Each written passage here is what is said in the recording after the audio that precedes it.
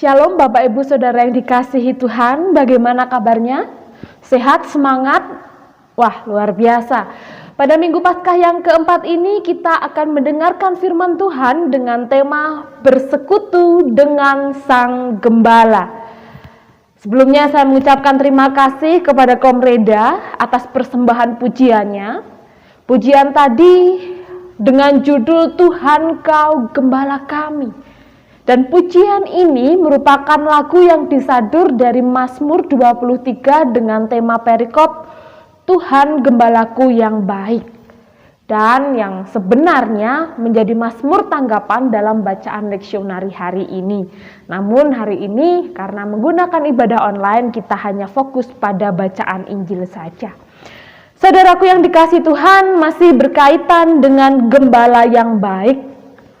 2 Mei lalu atau 2 Mei kemarin kita baru saja memperingati Hardiknas.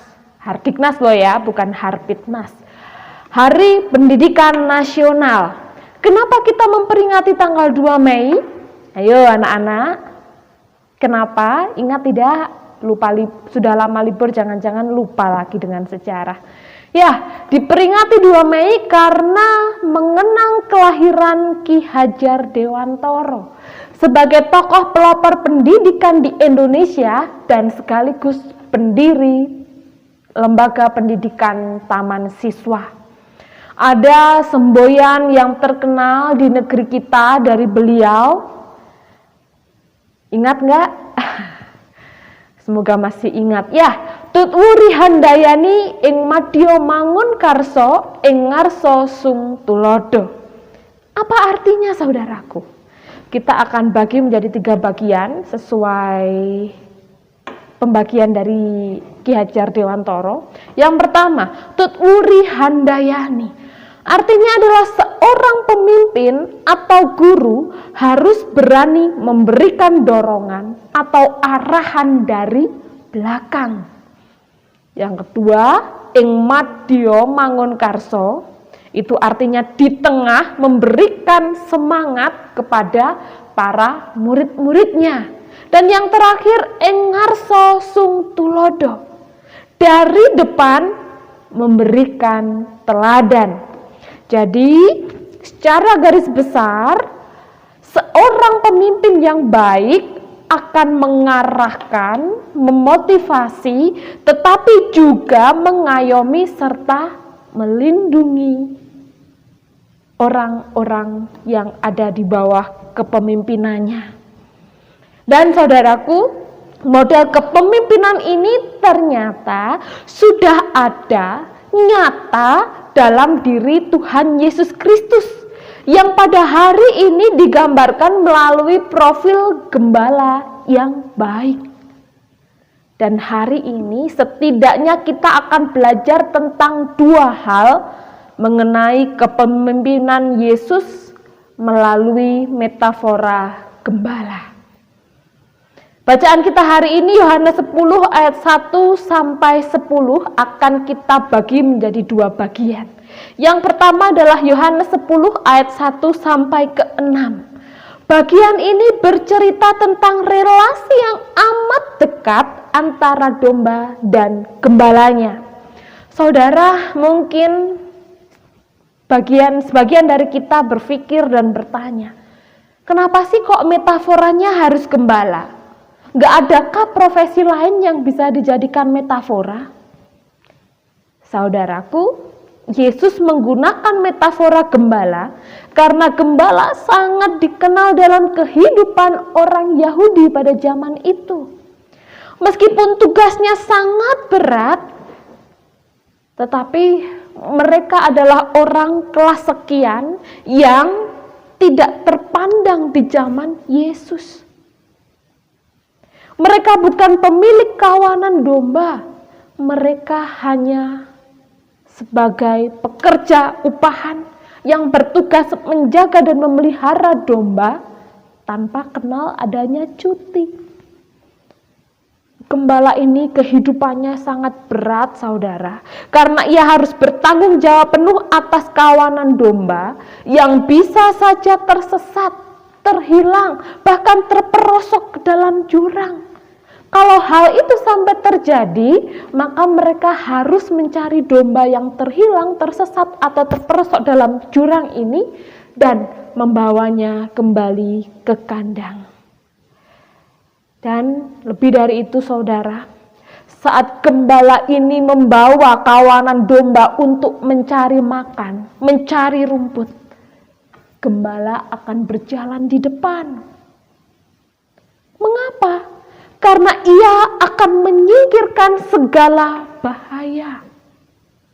Gak hanya berhenti sampai di situ, saudara.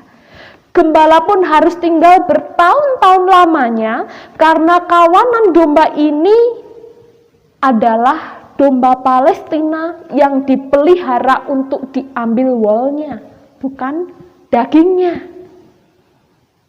Saudara yang dikasihi Tuhan, melalui perumpamaan di bagian yang pertama ini, Yesus ingin menggambarkan dirinya sebagai gembala, sebagai pemimpin yang akan selalu menjaga, memelihara, melindungi orang-orang yang percaya kepadanya. Ia tidak hanya berjalan di depan untuk memberikan teladan bagi setiap kita, tetapi ia juga akan berjalan bersama setiap kita di segala musim, baik panas, hujan, baik ketika rumput sudah menghijau maupun kering.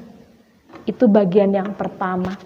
Di bagian yang kedua, melalui Yohanes 10 ayat ke-7 sampai ke-10, Yesus berkata dalam bahasa aslinya, ego eimi etura, yang artinya aku adalah pintu. Perumpamaan ini berdasarkan kebiasaan di timur, bahwa kandang domba seringkali berupa tanah dengan pagar yang pendek, yang kecil, atau sebuah tembok yang rendah tapi terbuka untuk melindungi kawanan domba pada waktu malam dari serangan binatang buas. Saudaraku, pada tembok tersebut ternyata hanya ada satu lubang pintu, dan lubang pintu ini akan dijaga oleh gembala, sehingga keluar masuknya domba-domba itu sangat bergantung dari gembala yang berada di pintu itu. Dalam arti harafiah, saudaraku, gembala itu menjadi pintu. Akulah pintu. Itu berarti hanya melalui Yesus saja manusia dapat masuk kepada Allah dan menemukan kehidupan yang kekal. Yesus menjadi pintu bagi domba-domba Allah yang menjaga kita dari segala bentuk mara bahaya dan juga pengaruh jahat dari kuasa setanik yang hendak mencuri, menggoyahkan, dan menghancurkan iman kita. Saudaraku yang terkasih, saat ini dunia mengalami pergumulan yang sangat berat. 3 hari lalu saya bermimpi bahwa di ranjang saya penuh dengan mayat. Setelah saya berpikir, ternyata sebelum tidur saya membaca info positif COVID-19 di Wonosobo yang semakin bertambah jumlahnya menjadi 29 orang. Dan sadar atau tidak, info-info seperti ini menjejali benak kita hingga membuat jiwa kita ini overload, sehingga secara laten dapat muncul dalam mimpi, dapat minimal membuat perasaan kita menjadi cemas, gelisah, khawatir, dan lain sebagainya.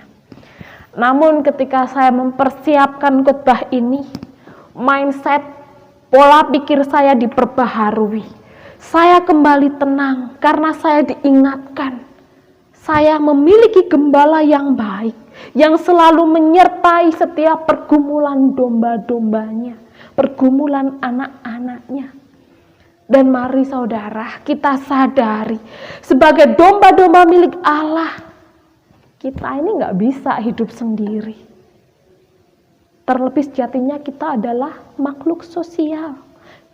Kita butuh berkomunitas, butuh bersekutu yang menjunjung tinggi sikap saling melayani dan memperhatikan. Sebagai bentuk nyata kita telah bersekutu dengan Sang Gembala.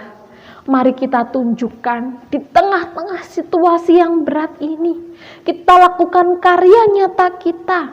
Dan saya ajak saudara untuk menghidupi spirit of giving, membantu jemaat yang terdampak. Seberapapun itu kita kumpulkan, seikhlas kita, karena kita diberkati untuk menjadi berkat. Pun dalam lingkup yang mungkin lebih besar, saudara, setelah pandemi ini akan berakhir, kita bersama-sama akan beribadah di Betani. Mari kita tunjukkan bahwa kita JSP adalah jemaat yang solid, yang guyup, yang ramein enggawe dalam beribadah sebagai salah satu bentuk tanggung jawab kita atas berkat Tuhan melalui tempat ibadah yang baru ini. Tak lupa pula saudaraku yang terkasih, pada masa-masa ibadah online, ibadah rumah tangga di rumah masing-masing, ibadah ini sudah dikemas secara sangat sederhana, dibuat sangat mudah. Liturgi tinggal dibuka, sudah tersedia. Khotbah pun tinggal klik. Mari kita lakukan ibadah ini dengan penuh kesadaran sebagai bentuk ketaatan dan persekutuan kita kepada Sang Gembala yang agung. Jangan ada alasan nggak bisa ibadah karena ini dan itu. Kalaupun tidak bisa beribadah tepat pukul 3:30, bisa kok dilakukan sebelumnya atau sesudahnya. Karena saudaraku, sejatinya ketika kita mendekatkan diri pada Tuhan, ini juga merupakan salah satu cara kita untuk menemukan kehidupan yang kekal. Karena mendekatkan diri kepadanya itu berarti mendekatkan diri kepada Sang Pintu Sorgawi. Amin. Saat hening bagi kita sekalian,